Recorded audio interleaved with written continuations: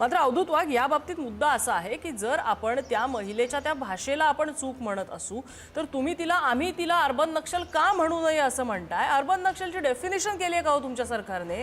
Urban नक्षल काय जोरावर तिला म्हणायचं? सुरुवात करताना मी म्हटलं की भारतीय जनता पक्षाने काढलेल्या या सभेमध्ये जर कोणाची गैरसोय झाली असेल तर भारतीय जनता पक्षातर्फे मी दिलगिरी व्यक्त करतो. मी सुरुवातीलाच दिलगिरी व्यक्त केली. ज्याप्रमाणे लोकशाहीमध्ये विरोधी पक्षांना आंदोलन घेण्याचा अधिकार आहे, त्याचप्रमाणे कुठच्याही पक्षाला, मग तो सत्ताधारी असो, त्याला पण मोर्चा काढण्याचा अधिकार आहे आणि ह्याला आपण नाही म्हणू शकत नाही. मोर्चे हजारोंचे निघतात. मराठा मोर्चा पण लाखोंचे मोर्चे निघाले, अतिशय शांततेने निघाले.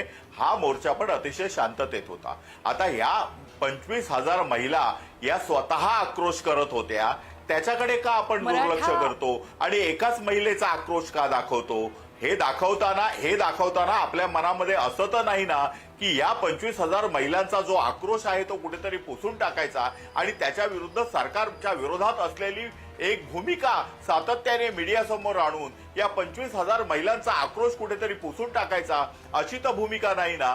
काल ज्या महिला आल्या होत्या त्या झोपडपट्टीतल्या होत्या, तळागाळातल्या होत्या, बहुजन समाजातल्या होत्या, वंचित होत्या. त्या महिला घर कामगार करणाऱ्या महिला सुद्धा होत्या. या महिलांना कधीतरी वाटत होतं की राजकारणामध्ये येऊन आपल्याला सुद्धा रिझर्वेशन मिळून विधानसभेमध्ये आणि लोकसभेमध्ये आपण जाऊ शकतो.